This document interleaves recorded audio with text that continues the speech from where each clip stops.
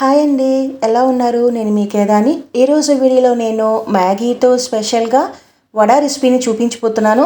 ఒక్క వడ తిన్నారంటే కడుపు నిండిపోవలసిందే, అంత టేస్ట్గా ఉంటుంది. సూపర్గా ఎమ్మీగా ఉండే ఈ రెసిపీ మీరు తప్పకుండా ట్రై చేయాల్సిందే. మ్యాగీని ఇష్టపడిన వాళ్ళు ఎవరుంటారు? అంతే కదా. మ్యాగీతో నేను వెరైటీగా వడ రెసిపీని చూపించేస్తున్నాను. దానికోసం ముందుగా ఒక కళాయిలో నేను ప్లెయిన్ మ్యాగీస్ని 2 తీసుకొని చక్కగా ఇలా క్రష్ చేసుకుంటున్నానండి. వీటిని నేను లో ఫ్లేమ్ మీద కలర్ చేంజ్ అయ్యే వరకు ఇలా రోస్ట్ చేసుకుంటున్నాను.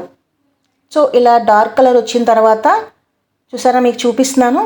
ఈ విధంగా కలర్ చేంజ్ అవ్వాలి. ఇప్పుడు కలర్ చేంజ్ అయిపోయింది కదా. అందులోకి క్యారెట్ తురుము 2 టేబుల్ స్పూన్లు, ఒక ఉల్లిపాయ కట్ చేసి వేసుకున్నానండి, ఒక పచ్చిమిర్చి, ఆ తర్వాత అందులోకి 1 టీ స్పూన్ అంత కారము, ఉప్పు సరిపడా వేసుకొని, మిరియాల పొడి 1/2 టీ స్పూన్, అలాగే మ్యాగీ ప్యాకెట్లో మసాలా ఇస్తారు కదా, 2 ప్యాకెట్స్ని ఇలా కట్ చేసుకొని ఇలా చక్కగా లో ఫ్లేమ్ మీదే 2 మినిట్స్ వరకు ఇలా రోస్ట్ చేసుకుంటున్నాను. 2 మినిట్స్ వరకు ఇలా రోస్ట్ చేసుకున్న తర్వాత నేను అందులోకి ఉడికించిన బంగాళదుంపల్ని ఒక 3 వేసుకుంటున్నాను.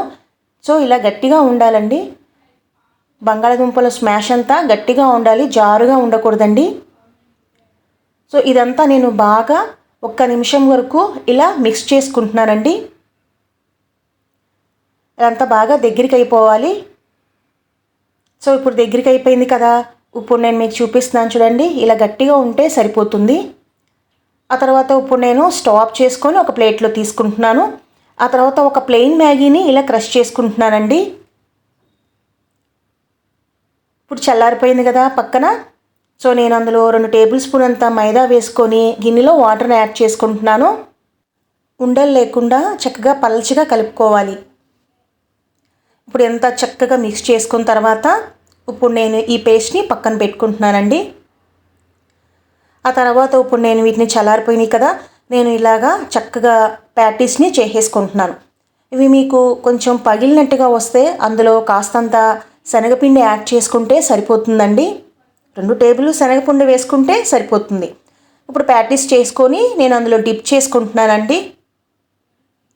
సో మైదాలో డిప్ చేసుకున్నాక ఇప్పుడు నేను చక్కగా ఈ మ్యాగీ ప్లెయిన్లో ఇలా చక్కగా అద్దుకుంటున్నాను.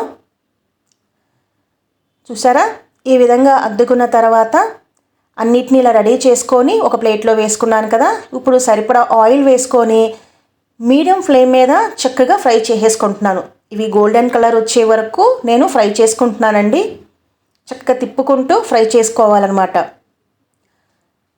మ్యాగీ అంటే చిన్నపిల్లలు చాలా ఇష్టంగా తింటారు కదా.